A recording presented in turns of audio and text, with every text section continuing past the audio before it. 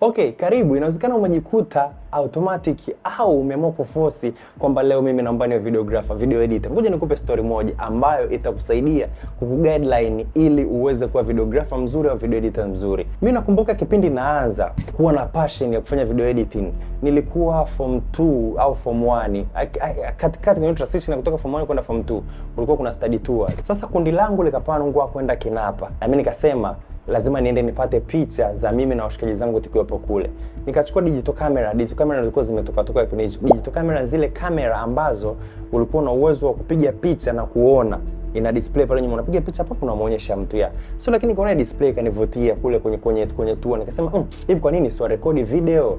Kuone kama kurekodi zangu video, lakini kwa sababu nilikuwa sina information ya kutosha, zile video nilizirekodi kwa kusimamisha simu hivi wima. Kwa sababu sikujua kwamba final product yangu natakiwa iweje.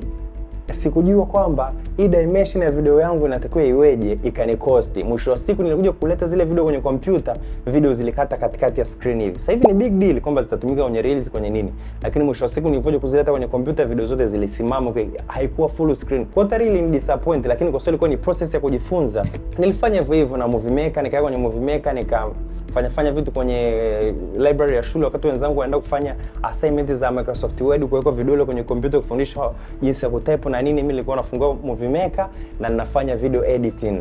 Kwa hiyo ni story yangu ya kumotivate wewe kwamba hakikisha una information kamili kabla ya kuanza videograph au video editing. Kitu kingine cha muhimu kabisa kwenye videograph au video editing, hakikisha una passion, uvumilivu.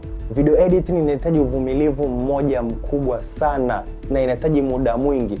Kwa make sure una sacrifice ya kutosha, kwa sababu kama huna sacrifice ya kutosha utaishia njiani. Inahitaji sacrifice ya muda, inahitaji sacrifice ya pesa. Kompyuta ambazo zinafanya video editing nazo zinahitaji kuwa powerful ili kuweza kufanikisha kazi yako. Kitu kingine cha muhimu, hakikisha unachagua application moja na kubaki kwenye application wakati wa kujifunza.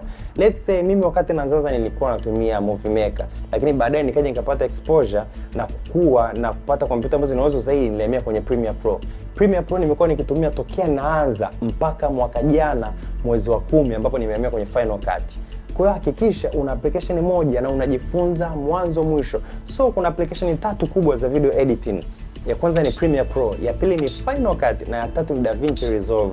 Kuna After Effects pia, lakini hakikisha umechagua moja kati ya hizi na umeweza kujua vizuri wakati wa kujifunza. Mimi ningekushauri, kwa sababu mimi imenisaidia, nilianza kwa kujifunza na Premiere Pro. Kwa hiyo pia leo unaweza kuchukua Premiere Pro ukajifunza, ukaimaliza, then ndo ka navigate into other applications kama Final Cut na DaVinci Resolve. Kitu ambacho ningefanya kwenye Final Cut nitaelezea kwenye video zinazokuja huko mbeleni, ila ni smooth kwa sababu Final Cut iko very easy, interface yake iko very easy kuingiliana tofauti na Premiere Pro. Lakini kwa sababu nishaiweza Premiere Pro, nishamaliza kila kitu kule, ya kuwa creativity ishi, nikaja kwenye Final Cut. So once you are done with one application, you are ready to go with another one. Hakikisha una good organization ya faili zako. Faili zako namaanisha kila kitu ambacho unakitumia wakati wa editing. Either ni faili ulizorekodi kutoka location rows, either ni elements ambazo umedownload kutoka kwenye mitandao kama lower third, music bed, colors. Hakikisha una good organization. Good organization inamaanisha mpangilio. Either umechagua kuhifadhi vitu vyako either kwenye hard drive au kwenye computer. Hakikisha vina mpangilio kama kwangu ambao unaotumia na umekuwa ukinisaidia. Mpangilio wangu huwa nina project name. Baada ya project name nina classification ya subfolders. Folder ya kwanza kabisa ambayo ni ya muhimu, nina folder la rows. Rows zile ni zile files ambazo nimetoka kuzitumia. Kwa hiyo nita create file la row. Baada ya create file la row, ndani nita classify hizi rows zimetoka. Kama nina kamera 3 nitaandika kamera 1, kamera 2, kamera 3. Au kama nina kamera labda nina GoPro, nina drone na nini, hakikisha zile files zako zote ambazo umezirekodi ziko kwenye file la rows. Baada ya kurekodi, baada ya kucreate file la rows, inakuja create file lingine ambalo la muhimu zaidi, file la assets. Ili file la assets unaweka nini? File la assets unaweka vitu vyote vile ambavyo unavitumia katika project husika. Kuna graphics, kuna music beds, kuna colors, everything that you think you're going to use it kwenye hii project, hakikisha iko katika project ya asset. Kitu kingine, hakikisha una file la export au finals. Export au finals hizi ni zile file ambazo ziko tayari, either kwenda kwa mteja au either kuja kwako kuziangalia. Umuhimu wa hili file ni pale ambapo utahitaji project yako fulani, utaenda moja kwa moja kwenye finals, either umeandika final 1, final 2, final 3. So hakikisha una hizi file 3. raws, assets, exports au finals. Hapa utakuwa uko safe. Faili lingine, hakikisha una faili la project. Faili la project ni muhimu sana. Faili la project inamaanisha ni project file, zile project file zako, version zako zote utakuwa unazisave wapi. Hakikisha file zako ziko sehemu moja, ili wakati unapotaka kuifungua ile project unaweza kuipata sehemu husika na kuifungua kirahisi. Iwapo application yako imecrash, unaweza kupata zile backups kwenye file lako la project. Kwa hakikisha una mafaili muhimu kabisa kwenye folder lako la project husika. Hakikisha una rows, hakikisha una assets, hakikisha una project, hakikisha una export au finals. Hii itakusaidia sana sana sana. Mpangilio ni kitu cha muhimu sana kwa video editor.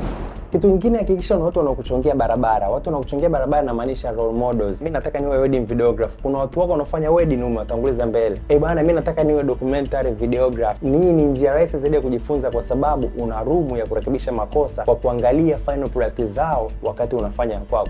Sio mbaya ukiwa una copy kwenye process ya kujifunza. Kwenye process ya kujifunza ni vizuri kukopi kutoka kwa watu wanaofanya sawa, ili na wewe ujipate kwenye njia zako, mwisho wa siku ufanye kitu chako cha utofauti.